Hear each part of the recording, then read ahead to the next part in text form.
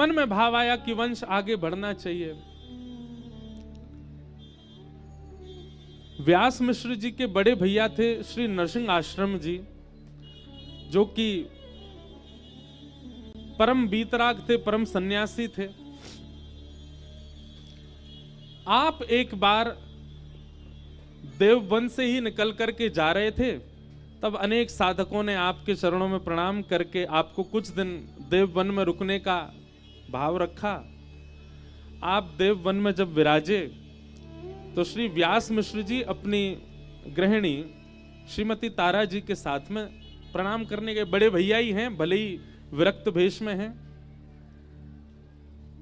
प्रणाम करने के लिए जब गए तब नरसिंह आश्रम जी ने व्यास मिश्र जी के मुख को देख करके समझ लिया कि निश्चित ही कुछ चिंता है इनके चित्त में।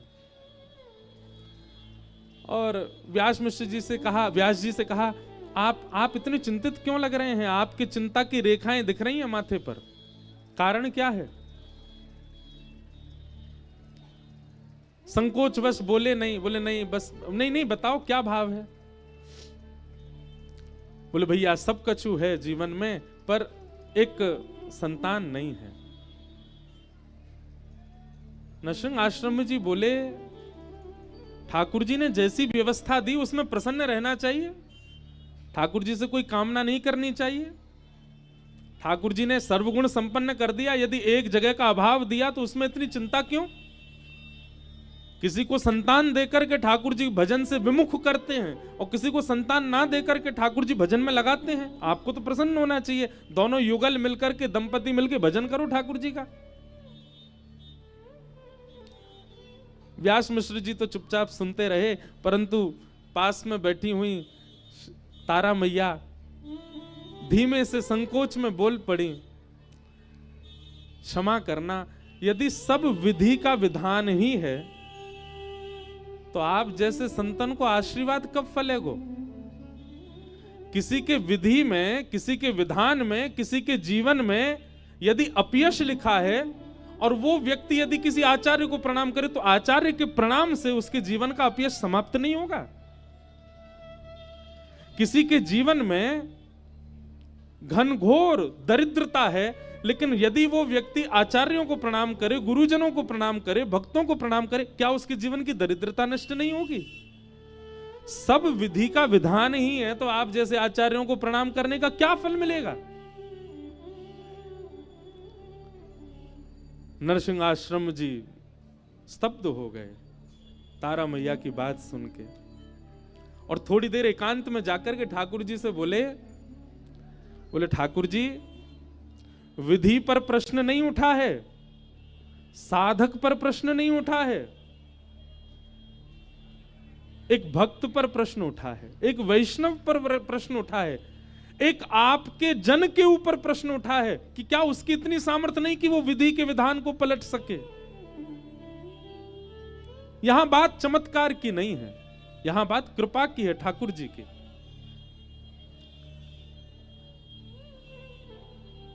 नरसिंह आश्रम जी नेत्र बंद करके ठाकुर जी से कहने लगे, जय जय, लाज जा रही है, आपके वैष्णव की लाज जा रही है, आपके भजवे वाले की लाज जा रही है, यहां तो लाज बचाओ। ठाकुर जी तुरंत हृदय में प्रकट हो गए और हृदय में प्रकट होकर के बोले चिंतित मत होइए, आपकी लाज हम बचाएंगे, जाकर के आज्ञा दे दीजिए। बोले क्या आज्ञा देनी है? सोई ठाकुर जी ने अपनी कमर में खोसी वही वंशी निकाली और वंशी निकाल करके केवल वंशी को दर्शन करायो। ये वही प्रतीक है जिसने द्वापर युग में ब्रज के प्रत्येक जन को मुंह से जोड़ो। ये वही वंशी है जाने एक एक ब्रजवासी को मेरो आश्रय प्रदान कियो। अब या वंशी की पुनः आवश्यकता है कलिकाल में। आप जाकर के आपने, क्योंकि आप इतने बड़े साधक हैं और आपको वंश इतना पवित्र है, आप जाकर के अपने भैया को आदेश दे दो, हमारी अधर की वंशी ही उनके यहां पुत्र रूप में प्रकट होएगी, आज्ञा कर दो। नृसिंह आश्रम जी प्रसन्न मुद्रा में गए, नेत्र सजल हैं, और जाकर के व्यास मिश्र जी को कहने लगे, बोले बधाई हो भैया। बोले काय बात की बधाई? बोले ठाकुर जी चिंतन में आए और चिंतन में आकर के आदेश देकर के गए हैं कि श्री ठाकुर जी की अधर की निज वंशी ही आपके यहां लाला के रूप में प्रकट होएगी। और याद रखियो, तुम्हारा वंश तो यहीं विराम हो गया था, आपका वंश आगे बढ़ने वाला नहीं था। श्री हरि ने कृपा करके वंश बढ़ायो है, इसलिए बालक को नाम हरिवंश ही रखियो। बोलो हित हरिवंश महाप्रभु की जय। बालक को नाम हरिवंश रखियो। आहा, कैसी कृपा करी ठाकुर जी ने। और अभी तक तो मन में ऐसी भावना थी कि एक पुत्र रत्न हो जो वंश बढ़ावे, परंतु अब आज्ञा से ऐसा भाव आने लगो कि ऐसा पुत्र हो जो या पूरे वंश को ही हरि को बना दे, ऐसा बालक उत्पन्न होए। आहा, इतने सुंदर भाव वर्णित हैं महाप्रभु जी के चरित्र में। तारा मैया के पावन गर्भ में महाप्रभु जी को आगमन भयो। बहुत सावधानी से सुनो। वर्णन करते हैं आचार्य चरण कि जैसे ही हरिवंश महाप्रभु गर्भ में पधारे हैं, तारा मैया की स्थिति कैसी है गई है? कोई भी कार्य कर रही हैं, जैसे ही तारा मैया के कुक्षी में, तारा मैया के गर्भ में श्री महाप्रभु जी को आगमन भयो है, मैया की स्थिति कैसी है? रसोई घर में काम कर रही हैं, चूल्हा पे रोटी बना के धर रही हैं, और रोटी बना के धरते ही नेत्रबंद है रहे हैं, वृंदावन वृंदावन वृंदावन स्मरण है रहे हो है। सुंदर निकुंजन की स्मृति है रही है, सुंदर लता पत्र गुलमन की स्थिति स्मरण है रहा है। कभी घर के कोई कार्य चौका बर्तन करें और बैठी बैठी अचानक ही भावावेश में चली जाएं और यमुना जी के पुलिन को दर्शन हेन लग जाए, कलकल करती श्री यमुना जी को दर्शन हेन लगाए, श्री राधा श्री राधा श्री राधा, वृंदावन के कण कण से श्री जी को नाम उत्पन्न है रोए, ऐसा आभास उनको हेन लगे। रात्रि में शयन करती हैं तो स्वप्न में भी निकुंज दिखते हैं, स्वप्न में भी वन दिखते हैं, स्वप्न में भी श्री यमुना जी दिख रही हैं, स्वप्न में भी श्री वृंदावन दिख रहे हो है। भैया एक बात बताऊं आपको, यदि वास्तव में आचार्य सन्निधि ग्रहण कर ली होगी तो ऐसी स्थिति होगी। आचार्य यदि हृदय में आ गए होंगे, गुरु कृपा करके चित्त में बुद्धि में विराजमान है गए होंगे, तो ऐसी ही स्थिति रह जाएगी जैसी तारा मैया की भैया। आहा, सहज ही वृंदावन को स्मरण है रहे हो है। मैंने कहीं वाणी जी में पढ़ो कि श्री व्यास मिश्र जी और तारा मैया, आपको जो वंश है वो पूर्व के हैं तो ब्रजवासी ही, पर कोई कारण से देववन में विराज रहे हैं। तारा मैया अभी तक वृंदावन नहीं आई हैं, पर मैया को अंतरंग भाव में ही, सहज भाव में ही, मनस्थ भाव में ही वृंदावन को दर्शन है रहा। क्यों? क्योंकि महाप्रभु जी चित्त में विराज रहे हैं, गर्भ में विराज रहे हैं। रात में सोते सोते तारा मैया कभी उठ के बैठ जाएं, हे वृंदावन, श्री वृंदावन, प्यारो वृंदावन, मेरो वृंदावन, ऐसे नाम उच्चारण करने लगे। व्यास मिश्र जी उठ के बैठ जाएं और उठ करके कहें, अरे कहाँ भयो, ये कैसे वृंदावन को स्मरण? बोले मुझ को वृंदावन ले चलो, मुझ को एक बार वृंदावन देखना है। कैसे होगा श्री वृंदावन, कैसी होंगे निकुंज, कैसे होंगे गुल्म लता आदि, कैसे होगा श्री वृंदावन? मतलब केवल वृंदावन मन, वृंदावन तन, वृंदावन धन, ऐसी स्थिति बनन लगी तारा मैया की। क्यों? क्योंकि गर्भ में श्री हितरवंश महाप्रभु। एक दिन तारा मैया ने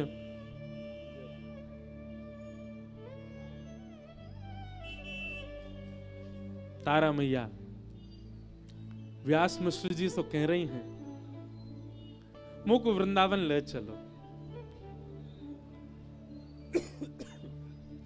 व्यास मिश्र जी कहें, बोले अभी आपकी अवस्था कैसी है? गर्भ में बालक है, अभी कैसे वृंदावन ले चलूं? मैया कहें मोए ना पतो, बस अब तो वृंदावन ले चलो, एक बार वृंदावन दर्शन करा लाओ। बालक को जन्म है जाएगो, वाके लालन पालन देखभाल में फिर कितने दिना निकल जाएंगे, फिर नहीं जा पाएंगे। अभी मैं संभाल लूंगी स्वयं को, आप मुझको वृंदावन ले चलो। क्योंकि व्यास मिश्र जी एक बादशाह के निर्देशक बने हैं, इसलिए आपने जाकर के बादशाह से कही कि आप कुछ दिन को अवकाश दो, हम अपनी गृहिणी को लेकर के वृंदावन जाएंगे। बादशाह ने जैसी बात सुनी बोले अरे आप चिंता मत करो, हमें कोई काम से आगरा जानो है और मार्ग में ही वृंदावन पड़ेगो, हमारे संगी चल दियो, हम पूरी व्यवस्था, आपकी पत्नी अभी गर्भवती भी हैं, उनको व्यवस्था की भी आवश्यकता होगी, हम पूरी व्यवस्था लेके चलेंगे, सखी सहचरी समाज सब चलेगो, पूरी सेवा लेके चलेंगे, आपकी गृहिणी को लेके भाव से चलेंगे, तब तक प्रतीक्षा करो, हम जब चले हमारे संगी चलियो। महाराज देखो, जोई जोई प्यारो करे, ठाकुर जी सब भली ही करें। सब लोग ध्यान से सुनियो। अब राजा ने तो यूं कह दी कि जब हम जाएंगे हमारे संगी चलियो। व्यास मिश्र जी प्रतीक्षा करें और यहां तारा मैया रोज कहें चलो वृंदावन चलो वृंदावन। करते करते महाराज राजा टालतो गयो और समय आयो 9वां महीना ही आ गयो। और तब राजा ने व्यास मिश्र जी को संदेश पहुंचवायो, बोले हम आगरा जाने के लिए तैयार हैं, आप चलो, बीच में वृंदावन पड़ेगा, आप दर्शन कर लियो। व्यास मिश्र जी बोले अब तो समय इतना नहीं है, अब तो अंतिम महीना चल रहा है, कैसे करें? बोले नहीं नहीं आप अभी चल, तो हम पूरी ऐसी व्यवस्था लेके चलेंगे कि महाराज पलकन पे लेके चलेंगे तारा मैया को। पूरी व्यवस्था करी गई, खूब सारी सहचरी लगाई गई, बढ़िया पालकी बनवाई गई और श्री व्यास मिश्र जी तारा मैया सबन के सहित निकल पड़े वृंदावन की ओर। ज्यों ज्यों वृंदावन समीप आ रहे हो है, त्यों त्यों तारा मैया के रोंगटे खड़े हो में, मन में आह्लाद उत्पन्न हो, आनंद से प्रेमाश्रु छलक पड़े। ये सहज ही हो रहा है। मैया कभी वृंदावन आई नहीं, वृंदावन कभी देखो नहीं, वृंदावन को कुछ पता नहीं, वृंदावन के प्रवचन भी नहीं सुने हैं, पर सहज ही ये भाव उत्पन्न हो रहे हैं। क्यों? महाप्रभु जी गर्भ में विराज रहे। जैसे ही वृंदावन आयो और वृंदावन में प्रविष्ट भये हैं, मैया तो ऐसे नृत्य करने लगी जैसे कोई अत्यंत स्वस्थ महिला नृत्य कर रही हो। मिश्र जी तो अलग घूम रहे हैं, तारा मैया तो कभी कोई वृक्ष को जाके हृदय से लगा लें, कोई लता को जाकर के स्पर्श करें, यमुना जी को जाकर के नीर बहावें, रज जाके माथे से लगावें, रोम रोम को रज मंडित करने लगी। क्यों? क्योंकि ये स्थिति तारा मैया की नहीं है, गर्भ में विराजमान महाप्रभु जी की है। आज मानो ऐसा लग रहे हो है कि एक युग बाद वंशी वापस वृंदावन आई है। वृंदावन के भाव को निरख करके मानो गर्भ में नृत्य कर रहे हैं महाप्रभु जी। वृंदावन में कोई मंदिर नहीं है, वृंदावन में कोई देवालय नहीं थे उस काल में, जिस काल में महाप्रभु जी जिस काल में तारा मैया और व्यास जी पधारे। ये तो सघन वन था, यहां तो बड़े बड़े नरवाहन जैसे क्रूर लोग विराजते थे, परंतु फिर भी वृंदावन का दर्शन करते रहे। सायंकालीन सत्र हुआ, तारा मैया से व्यास जी बोले चलें, अब आगे चलना है। वृंदावन से जैसे ही जावे को भाव आयो, मानो जैसे नेत्र नहीं रो रहे हैं, रोम रोम रुदन कर रहे हो है। कैसे जाएं वृंदावन तज? जैसे कोई कन्या की विदाई होवे तो ज्यों ज्यों पीहर दूर जावे, त्यों त्यों कन्या और विरह आतुर है जाए। ज्यों ज्यों वृंदावन से दूरी बढ़ रही है, त्यों त्यों तारा मैया के चित्त में विरह व्यापक है रो है। और वह विरह की वेदना इतनी भाई, विरह की वेदना प्रसव वेदना में परिवर्तित है गई। और जैसी प्रसव वेदना भई, मैया अपने गर्भ को हाथ रख के व्यास जी से बोली, अब नहीं सहन है रहे हो है, बहुत पीड़ा है रही है, अब तो रुकना ही पड़ेगा। व्यास मिश्र जी ने तुरंत बादशाह से कही कि आप एक काम करो, अब आप तो अपनी सेना सहित आगे प्रस्थान करो, ये पास में ही गांव है, हम लोग यहीं रुक जा रहे हैं, ये ब्रजमंडल ही है। अब आगे कहीं गए और वहां वन में कोई व्यवस्था नहीं मिली और प्रसव है गए तो हम तो यहीं रुक जा रहे हैं, आप आगे चलें, यहाँ गांव के सब जन हैं, सब सेवा कर देंगे। वृंदावन की सीमा के अंदर ही, यहां से नेक दूरी पर ही, जहां तक वृंदावन की सीमा व्यवस्थित है, बाद गांव। संभवतः वही उसी गांव में ही रुक गए। और वही गांव के लोग तो बड़े प्रसन्न है गए, बोले जय हो, आज कोई विप्र देव हमारे इनकी सेवा को अवसर मिला। वो गांव के लोग सब उनको लेकर के गए, खूब सेवा करी, खूब भाव कियो। ब्रज से बाहर जान नहीं दिए व्यास मिश्र और तारा मैया। और घड़ी आई वैशाख शुक्ल एकादशी, वैशाख को महीना, शुक्ल पक्ष और श्री एकादशी को पावन दिन। जैसे सूर्य उदय होता है तो प्रकाश बढ़ता जाता है। सूर्य उदय के जो सूर्य होते हैं ना, चाहे ग्रीष्म काल में हो चाहे शीतकाल में हो, प्रिय ही लगते हैं। वो उग्र नहीं होते, वो तीव्र नहीं होते, वो अत्यंत मनमोहक होते हैं। इसीलिए हमारी श्यामा जू भी उदयकालीन समय में ही प्रकट भई।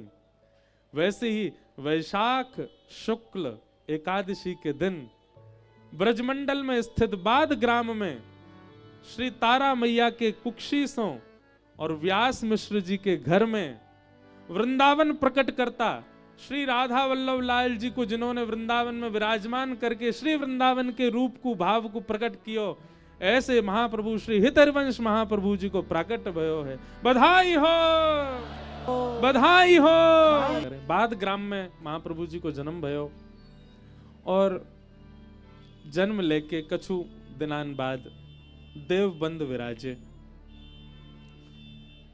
श्री व्यास मिश्र जी और तारा मैया के सेवा के ठाकुर जी हैं श्री राधा मोहन लाल जी। कौन? श्री राधा मोहन लाल जी। राधा मोहन लाल जी की सेवा व्यास मिश्र जी करें। धीरे धीरे बालक हरिवंश बड़े हैं रहे। इतने सुंदर भाव बताए गए हैं आचार्यों ने, कितने सुंदर भाव।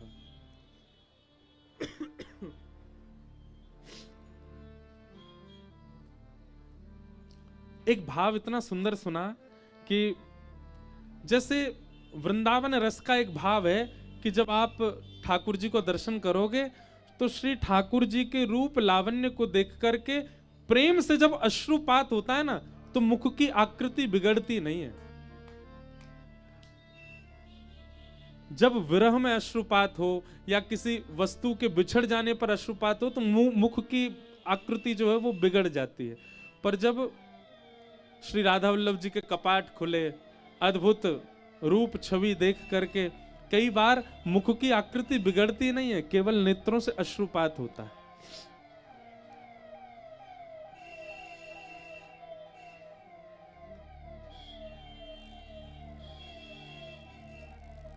सब हैरो पर आनंद फिर भी आए रहो है।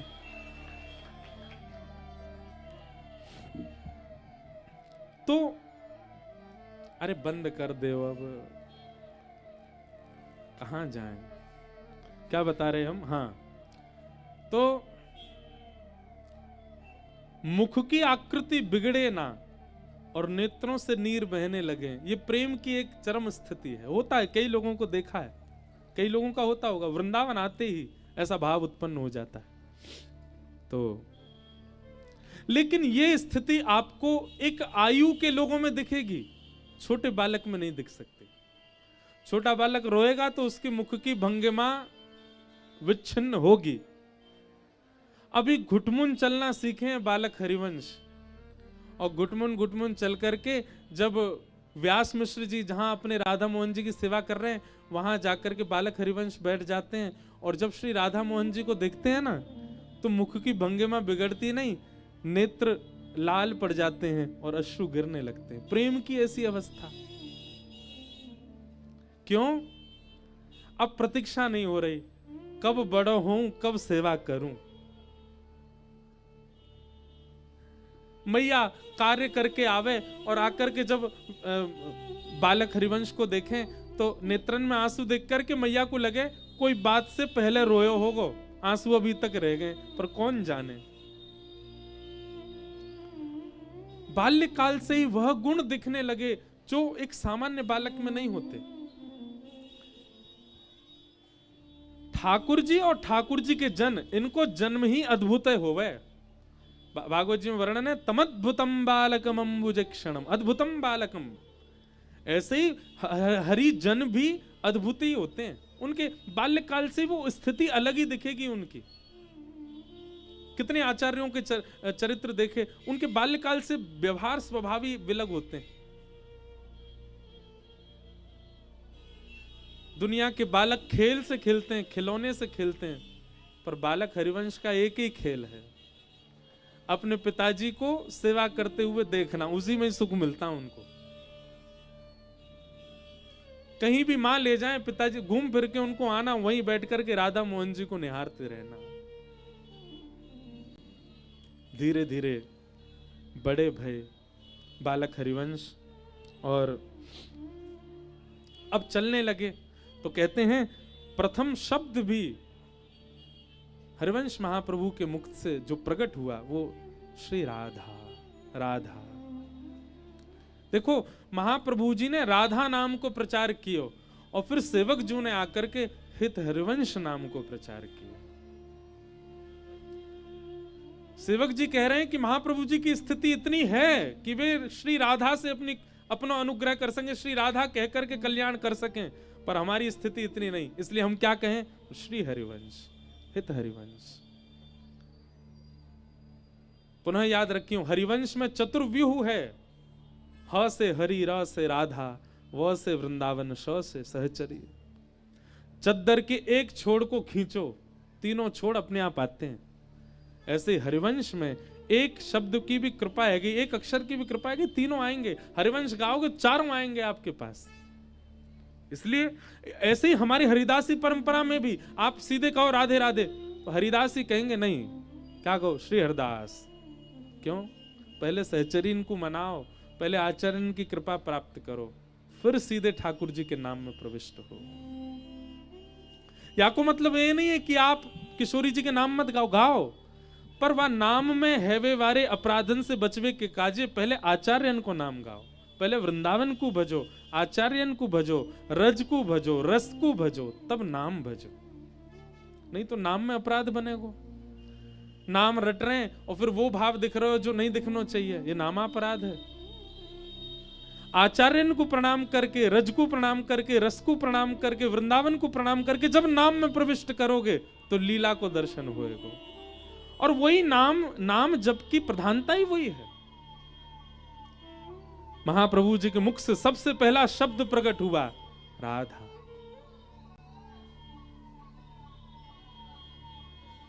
धीरे धीरे बड़े होने लगे। बालक सब खेल खेलते हैं, हरिवंश बालक को भी ले जाते हैं साथ में, खेलो हमारे साथ। महाप्रभु जी कहें, जे वालों खेल हमसे ना खेलो जावे। एक दिन बालक बोले, आपको जो खेल प्रिय लगता हो वो खेल लो।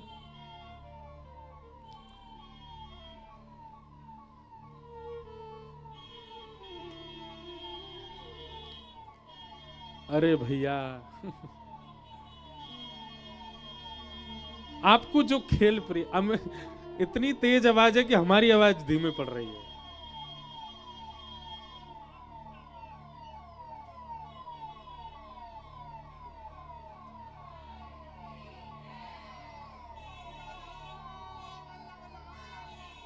जय हो, जय हो भैया। ऐसी सांस में सांस आवे जैसे प्राण न करवे वारे हते लेकिन पुनः प्राण आ गए। ऐसे सब अधिकारी इन पर कृपा करें ठाकुर जी। जल्दी निकुंज में प्रवेश होए। और निकुंज में प्रवेश होएगा तो फिर सायरन बजाते नहीं आवेंगे, फिर तो दंडवती करते जामेंगे। स्वयं को अधिकारी मान के काई गुजार है, क्योंकि अभी निकुंज को रस मिलो नहीं है। निकुंज मिल जाएगा तो फिर ऐसे थोड़ी जाएंगे, फिर तो वृंदावन के रूख हमारे मात पिता गुरु बंधु। आहा, शाम मने चाकर राखो जी, वृंदावन रहसू बाग लगासू, नित उठ दर्शन पासू, वृंदावन की कुंज गलिन में हली की लीला गासू। या हमारे हमने कही आपने कुंज में प्रवेश मिले, कुछ और तो नहीं समझ लियो ना, कहीं जाके कोई अधिकारी ने तो कहते व्यास जी यो कह रहे निकुंज में प्रवेश मिले में तो इन्हें ऐसे बन जाए बेचारे कि अगली बार वृंदावन में बिना सायरन के ही हमें, तब समझो निकुंज में प्रवेश। वो वृंदावन कैसो जहां पे प्रभुता, अरे जहां स्वयं नंद नंदन जगत नियंता जगदाधार श्याम सुंदर श्री कृष्ण चंद्र अपनी प्रभुता भूल के बैठे, वहां हम प्रभुता में जी रहे हैं। वृंदावन में प्रभुता को त्याग नहीं कियो, वृंदावन आपको त्याग कर देगो। वृंदावन में तो एक ही प्रभु हैं, कौन? ठाकुर जी नहीं, हमारे माई श्यामाजू को एक ही प्रभु हैं यहाँ पे। तो क्या बता रहे थे? हाँ, तो महाप्रभु जी खेल खेलते, बालक सब कहते हमारे संग खेलो, महाप्रभु जी कहते हम जे खेल नहीं खेलेंगे। वो कौन सा खेल खेलोगे? आहा, ऐसा अद्भुत खेल खेलते। बोले राधा मोहन जी की तो सेवा अभी मिलना ही रही, लेकिन सेवा तो कहीं भी प्रकट है सके, जहां भावना वहीं सेवा। सोई अपने सखान में ते एक सांवलो सो ढूंढो, और सांवरो से ढूंढो, और एक बिल्कुल गोरो चिट्टो ढूंढो, और दोनों उनको ढूंढ करके दोनों उनको श्रृंगार करने लगे। अब निश्चित है कि गोरे को श्रृंगार श्री जी को कियो होगो, सांवरे को श्रृंगार ठाकुर जी को कियो होगो, पर नहीं, विपरीत कियो। सांवरे को तो पहना दई लहंगा चुनरिया नथ बेसर कानन में कुंडल, और बढ़िया पत्रावली को श्रृंगार करके बढ़िया लता गुलमनसी वृक्षादि बनाई दिए। सांवरे को तो बनाई दियो श्री जी, और जो बिल्कुल गौर वर्ण को बालक होका वाकू मुकुट आदि पधराए करके, हाथ में वंशी दे के, पजम्मी पहनाए के, बढ़िया बाघा पहनाए करके ठाकुर जी बनाई दिए। विपरीत श्रृंगार, ये महाप्रभु जी को प्रेम भाव विनोद है, विपरीत श्रृंगार। ठाकुर जी सखी रूप में हैं, और किशोरी जी ठाकुर जी के रूप में है। ऐसा श्रृंगार कर दियो। मैं एक बात कहे करूं कथा में, कभी बंधुओं प्रेम की जब अवस्था उचित है जाएगी ना, तो निश्चित है दर्शन में ये परिवर्तन दर्शन है, जादन है जाए वाज देना समझियो कि अब निकुंज के द्वार पे पहुंच गए। ये ठाकुर जी को निज विलास है, प्रिय विलास है, ठाकुर जी ऐसा करें। हमारे श्री रामानुज गुरु जी, पूज्य पिताजी महाराज के गुरुदेव महाराज जी ने दर्शन किए होंगे गुरुदेव भगवान के, और जो यहाँ सब संत महापुरुष विराज ने सबने दर्शन किए होंगे। वे एक कथा सुनायो करते, ध्यानपूर्वक सुनियो।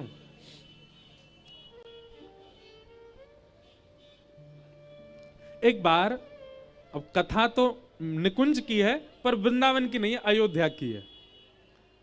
तो अयोध्या में एक बार रात्रि में जैसे ही कनक भवन में प्रवेश करे राम जी रघुनाथ जी, तो श्री जी हमारी सियाजू, वे भी किशोरी हैं, उनने राम जी से कही, बोले आज एक काम करें, आज रात्रि में एक अद्भुत लीला करें। राम जी बोले कहा लीला करोगे? बोले रोज हम कोई ना कोई रास विलास करें। रास विलासी हमारे केवल वृंदावन चंद नहीं है, 999 रास किए राम जी ने, 1000वें रास करनो बाकी रह गयो, सोई आकर के विक्षेप भयो, सो वो 1000वें रास को महापूर्ण वृंदावन में आके कियो, द्वापर में कियो ठाकुर जी ने। तो राम जी को आप रास से विलग मत मानो, प्रकट में रास के दर्शन नहीं है, क्योंकि मर्यादा पुरुषोत्तम राम है ना। ध्यान से सुनो, बड़ी सुंदर कथा। तो श्री किशोरी जी बोली, जानकी जी बोली, आज एक अद्भुत रास करें। बोले कहा। आपको श्रृंगार मैं धारण करूंगी और मेरा श्रृंगार आप धारण करो। राम जी तो बड़े संकोची बोले, ना ना जे ना करेंगे हम, ये ऐसे ना करना।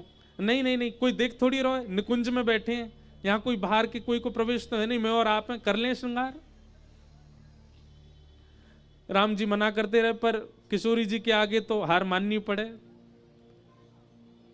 बोले नहीं, आज श्रृंगार विपरीत होएगा। तो ठीक है, पहले जानकी जी गई और राम जी जैसे श्रृंगार करें, पीली धोती पहन करके, ऊपर बढ़िया श्रृंगार करके और किरीट धारण करके और बढ़िया पत्रावली धारण करके, मकराकृत कुंडल, वैजंती माला आदि पहन करके, हाथ में धनुष बाण लेकर के, और जैसे ही किशोरी जी पधारी, राम जी तो देख करके आनंदित हो गए। बोले वाह, जय हो श्यामाजू, जय हो हमारी प्रियाजू। अच्छा, मैथिल भाव में, अयोध्या के भाव में सीता जी को भी श्यामाजू कहते हैं, किशोरी जी कहते हैं, प्रिया जी कहते हैं।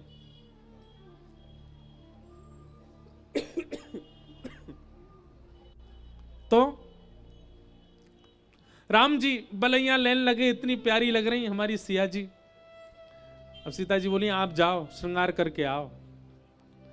राम जी भीतर गए। सोचो, विचार करो, ये मानसी की भावना है। राम जी ने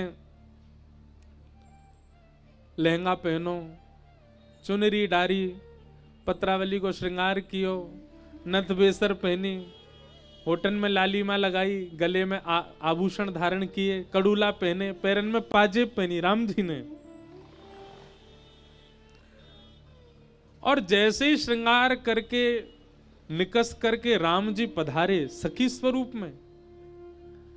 महाराज, सीता जी राम जी के रूप में आई तो राम जी तो बलैया ले रहे हैं इतनी सुंदर, पर राम जी जब सीता जी बन के आए ना, तो राम जी के रूप में विराजमान सिया जी एक बार तो मूर्छित है गई, देख के इतने सुंदर लग रहे, इतने प्यारे लग रहे,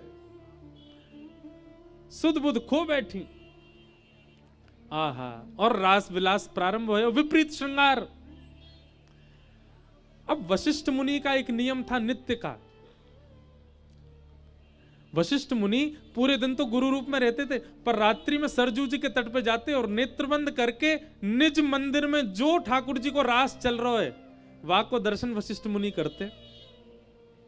आज वशिष्ठ मुनि जैसे ही सरजू जी के तट पे बैठे, नेत्रबंद करके बैठे, सुन महाराज कहा देखो राम जी तो गोरे गोरे है गए, सियाजू सांवली सांवली है गई हैं। बोले जे कैसे विपरीत भय। वशिष्ठ जी ने नेत्र खोले, दोबारा स्नान करके पुनः ध्यान किया, कोई दिक्कत भैया मेरे भाव में कोई कमी आई है। पुनः मानसी में गए तो फिर से वही दिखे, राम जी गोरे गोरे, सियाजू सांवली सांवली। वशिष्ठ मुनि बोले ये कहा है रो है। तभी मन में भाव आयो, जाके दर्शन करूं निकुंज में। अच्छा, इनको कोई रोक नहीं सकता, ये तो आचार्य हैं, ये तो गुरु हैं। वशिष्ठ मुनि सीधे खुड़म खुड़म खड़ाऊं चटकाते भय पहुंच गए। जैसे ही कनक भवन में प्रवेश करने लगे, सहचरी ने रोके, भीतर नहीं, भीतर तो प्रियालाल जी हैं। बोले हम आचार्य हैं, हम गुरु हैं, हमको रोकोगी, खोलो द्वार। 6-7 दोहरी हैं, उनके भीतर राम जी और सिया जी हैं। हल्ला हो गया, प्रभु सावधान है जाओ, गुरुदेव वशिष्ठ पधार रहे। जैसे ही राम जी ने सुनी गुरु वशिष्ठ आ रहे हैं, राम जी तो लहंगा बढ़िया पहने नृत्य कर रहे भीतर। राम जी तो इतने संकोच में आगे, बोले अब क्या होगा। सिया जी बोले क्या होगा, क्या जल्दी बदल के आओ श्रृंगार। और सिया जी तो गई तुरंत उतार करके, उन्होंने तो बढ़िया श्रृंगार कर लियो, आके सच धज के बैठ गई। अब राम जी की कभी नथ बेसर अटक गई यहीं पे, निकर नहीं रही है, कभी चुनरी फंस गई सिर में, हाथन में महावर लगे, पैरन में महावर लगे। जैसे तैसे उतार उतूर के जल्दी तैयार भये, और तैयार है कि अपने केश आदि सब ठीक करके बिल्कुल रात्रि के वस्त्रन में आए करके बिल्कुल सहज भय हते तुरंत द्वार खुल गए वशिष्ठ मुनि सामने। और वशिष्ठ मुनि ने आकर के गौर से देखा, राम जी सांवले हैं, सिया जी गोरी हैं, परिवर्तित हो गए दोबारा से। वशिष्ठ मुनि बोले हमारे ध्यान में कभी चूक हो नहीं सकती, ये विपरीत क्यों हुआ। राम जी बोले गुरुदेव इतनी रात गए आप आए, कोई दिक्कत? नहीं नहीं दिक्कत तो कुछ नहीं, बस ऐसे ही मन हुआ कि दर्शन करूं, मिलने आऊं। राम जी तो संकोच में चुपचाप बैठे नीचे नजर करके, हाथ पांव घबरा तो रहे, सांस भी चल रही है तेज। वशिष्ठ मुनि एक बार मुड़ गए पीछे और फिर दोबारा मुड़े। राम जी बोले जी आज्ञा। वशिष्ठ मुनि ने तुरंत राम जी के बाल ऊपर किए तो मांग भरी भाई यहां पर। जैसी बाल, राघव ये शीश में मांग। राम जी के तो नेत्र बंद है गए, इतने संकोच में आ गए, उदास है गए, मुंह लटक गए, लाल पड़ गए पूरे महाराज और चरणन में गिर गए। बोले आचार्य चरण क्षमा करें। लेकिन संकोच में देख करके वशिष्ठ जी बड़े भावुक हो गए, राम जी को हृदय से लगाया। क्योंकि प्रत्यक्ष में सबके सामने आचार्य रूप में रहते हैं, पर अंतरंग भाव से तो निज सहचरी हैं वशिष्ठ जी भी। सहचरी भाव सब जगह, केवल वृंदावन में नहीं, सब जगह है। हाँ, वृंदावन सिरमौर है सहचरी भाव में। वशिष्ठ मुनि बोले चिंता नहीं करो, आप ऐसा संकोच मत करो कि हम किसी को बताएंगे, हमको पता है भीतर क्या लीला चल रही थी। बिल्कुल संकोच मत करना, हम किसी को नहीं बताएंगे, ये बात केवल 3 के बीच में ही रहेगी। और वशिष्ठ जी ने ऐसी छुपाई बात, ऐसी छुपाई कि आज मदन टेर में हम सुना रहे हैं आपको। सबको बता रहे हैं। तो श्री महाप्रभु जी विपरीत श्रृंगार कर दें बालकन को, और विपरीत श्रृंगार में फिर दर्शन करें। यहां भीतर भवन में राधा मोहन जी की सेवा कर रहे हैं श्री व्यास जी। ठाकुर जी की सेवा में गए, सेवा में जाते कहा देखो निज सेवा के ठाकुर जी श्री राधा मोहन जी भी विपरीत श्रृंगार में खड़े हैं। श्री प्रिया जी लाल जी की तरह श्रृंगार करके खड़ी हैं और श्री लाल जी प्रिया जी के श्रृंगार में खड़े हैं।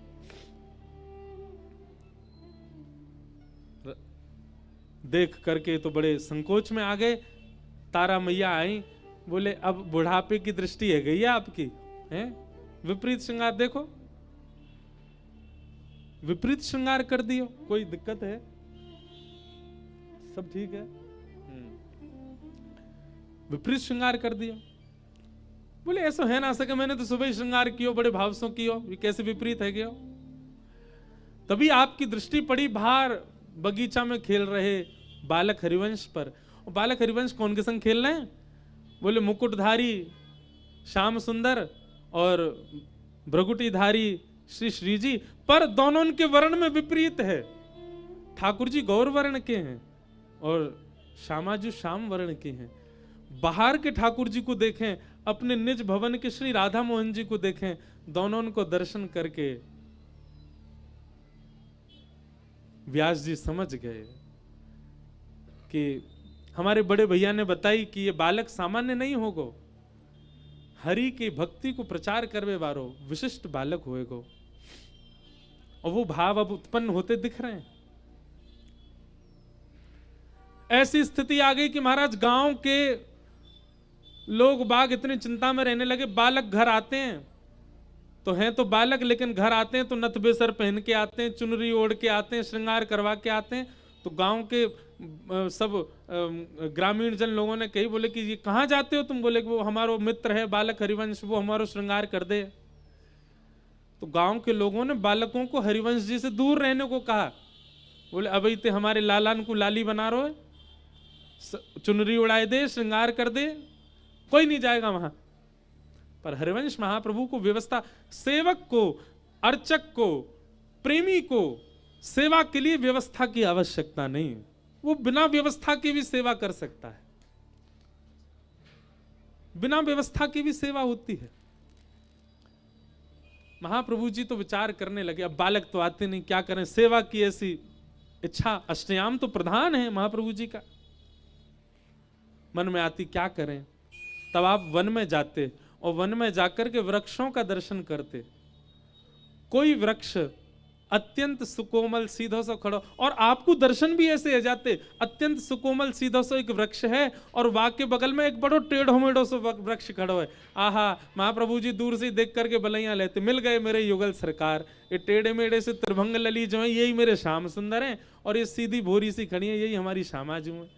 वृक्षन को ही श्रृंगार कर देते और वृक्षन को श्रृंगार करके अब भोग कैसे पधरामे, तो वन से फल लेकर के आते, वन के फूल लेकर के आते, वन के फलन को यमनिया करके पधराते। तब लीला घटी कि वहां व्यास मिश्र जी आज अपने ठाकुर जी को श्रृंगार करके 56 भोग बनाए हैं। पकौड़ी बनाई, कचौड़ी बनाई, सब्जी बनाई, रायतो बनायो, पूड़ी बनाई और सबरो भोग पधराए करके श्री राधा मोहन जी के सन्मुख पधराए दियो, पधराए के पर्दा कर दियो। थोड़ी देर के काजी चले गए और जैसे ही लौट करके आए पर्दा खोल के देखो तो पूड़ी, कचौड़ी, रबड़ी, जलेबी, रायतो सब अंतर ध्यान हो गयो। मां तो फल प्रकट है गए, राधा मोहन जी के सामने फल धरे। क्यों? क्योंकि वन में बालक हरिवंश युगल सरकार को फल को भोग लगा रहे हैं, तो घर के ठाकुर जी भी वही फल पा रहे हैं, वही सेवा पा रहे हैं। ऐसी महाप्रभु जी की सेवा। काहू लियो जप, काहू लियो तप, काहू महाव्रत साध लियो है, काहू लियो गुण, काहू लियो धन, काहू महाउन्माद हियो है, रंचक चार चकोर दंपति, संपत्ति प्रेम पीयूष पियो है, श्री राधिका वल्लभ लाल के थाल को, श्री हरिवंश प्रसाद लियो है, श्री हित हरिवंश प्रसाद लियो है। भैया कोई ने जप लियो, कोई ने तप लियो, कोई ने महा उन्माद लियो, कोई ने अपने जीवन में अनेक अनेक साधनाएं करी, पर श्री हित हरिवंश महाप्रभु जी आप महाप्रसाद के उपास्य। ठाकुर जी को बिना निवेदित कोई भी वस्तु आप ग्रहण नहीं करते बाल्यकाल से। एक दिन की ऐसी सुंदर घटना बताते हैं कि महाप्रभु जी जल भी पीते थे ना, तो वो राधा मोहन जी का प्रसाद ही पीते थे। अब छोटे से बालक एक दिन रात्रि अर्धरात्रि को समय उठ के रोने लगे। मैया पिताजी दोनों उठ गए। कहा भयो लाला, भूख लगी है कछु पाऊंगो, प्यास लगी है कछु पीऊंगो। मैया कछु मेवा ले आई, जल ले आई। तो महाप्रभु जी देख करके कहें पहले भोग तो लगाओ ठाकुर जी को, भोग ही पाऊंगो, बिना भोग के नहीं पाऊंगो। व्यास मिश्र जी बोले अर्धरात्रि है ये बालक, अर्धरात्रि में ठाकुर जी को थोड़ी उठावेंगे, ठाकुर जी की मंगला होएगी, मंगला होए के फिर बाकी बाद भोग लगेगा तब फिर भोग पाए सको, अभी तो ऐसे ही पानो पड़ेगा।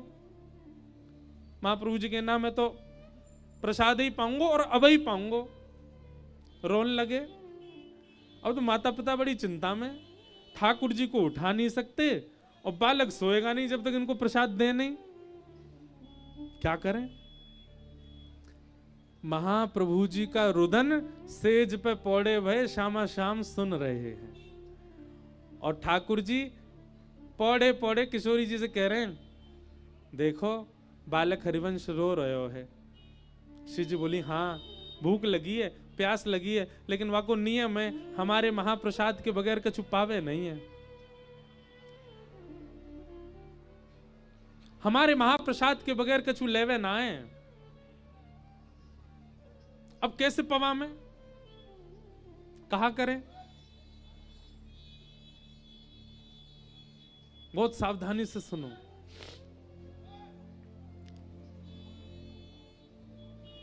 श्री जी और ठाकुर जी को चिंता है रही है कि बालक हरिवंश रो रहे है, हमारो महाप्रसाद पावेगो और अभी व्यास मिश्र जी तो हमारी मंगला कछु घंटान बाद करेंगे और तब तक बालक इतनो रोवेगो, तब तक बालक इतनो भूखो प्यासो रहेगो। कहा करें? व्यास मिश्र जी को संकोच है रो हमको उठावे में, हमारो भोग लगावे में। कहा करें? सोई कहा भयो राधा मोहन जी सेवा के ठाकुर जी वे सचल है गए, उठ के बैठ गए और उठ के बैठ करके श्री जी को भी सेज पे बैठाए दियो और कहे हे श्यामाजू पाम लटकाए लो नीचे। छोटे से राधा मोहन जी दोनों पाम लटकाए के बैठ गए और श्री ठाकुर जी अपनी झारी जी को जल, जो रात्रि में जलपान के काजे झारी जी धरी, वह झारी जी से स्वयं श्री जी के जल चरणन को धोए रहे, अपने चरणन को धोए करके चरणामृत पधरा रहे हैं और पास में रखे भय रात्रि की बंटा भोग की प्रसादी को नेक नेक अधरसों लगाए करके वह बंटा भोग को खोल करके सामने पधराए दियो, और पधराए करके अपने पाम पहुंच के, श्री जी के पाम पहुंच के फिर चदरिया उड़ के सोए गए। क्यों? बालक हरिवंश भूखो है, बालक हरिवंश प्यासो है। बालक को रोनो बंद नहीं भयो। व्यास मिश्र जी बोले अब कहा करूं, जे रोनो बंद नहीं करेगो, और ठाकुर जी के भी उत्थापन को समय नहीं भयो है। व्यास मिश्र जी ने स्नान किया, अर्धरात्रि में गए तो बड़े संकोच के भाव से कि ठाकुर जी को कैसे उठाऊं, पर जैसे ही पर्दा हटाए करके देखो, श्यामा श्याम तो पौड़े हैं चदरिया ओढ़ करके, और सामने श्री चरणन में अंकित चंदन से युक्त चरणामृत रखो है, और पासी बंटा भोग खुले भय धरे, दोनों उनकी दतुइयां वामे स्पर्श भई भई है। मानो श्री ठाकुर जी ने ही महाप्रसाद प्रकट कर दियो कि जाओ हरिवंश बालक को पधराए दो। लोग बाग कहें महाराज जी हमने नियम तो रख लियो, पर कई बार बाहर जाके नियम तोड़ना पड़े। आप नियम ना तोड़वे की जिम्मेवारी लो, आपके नियम की रक्षा करवे की जिम्मेवारी श्री राधा वल्लभ जी रखेंगे कि नियम पूरा होए। अर्धरात्रि में हरिवंश बालक को भूख लगी, प्यास लगी, और ठाकुर जी ने अपना उदरामृत प्रदान किया। धीरे धीरे बड़े हैं लगे। अब पिताजी थोड़ी सेवा में ले जाने लगे। कभी चवर की सेवा करावे, कभी झूला की सेवा करावे। एक दिन महाप्रभु जी चवर की सेवा कर रहे, पंखा जल रहे, बीजना की सेवा कर रहे। अच्छा, आप सेवा करते और सेवा करते करते आपके नेत्र बंद है जाते, और श्री श्यामा श्याम के संग मानसी में आप प्रवेश कर जाते महाप्रभु जी, छोटी अवस्था में। और फिर मानसी में, प्रकट में तो ठाकुर जी मंदिर में विराज रहे हैं, आप बीजना डुराए रहे हैं, पर मानसी में ठाकुर जी नित्य कुंज में हैं, और वह कुंज में श्री हित सजनी के रूप में आप भी विराज रहे हैं। जैसे ही नेत्रबंद होते तो नेत्रबंद होते ही आप ठाकुर जी को बीजना डुराते, ठाकुर जी कहते अरे बस बीजना ही डुराती रहेगी, कछु सेवाऊ करेगी। हित सजनी बोली कहा सेवा करूं? बोले भोग तो पधराई दियो मैया ने, श्रृंगार तो कर दियो व्यास जी ने, पर मुझ को अति प्रिय तीसरो भाव क्या? राग ने सुनाए दो। राग के बगैर कैसे मन लगेगो? हरिवंश महाप्रभु आनंदित है गए और रास को पद गायो।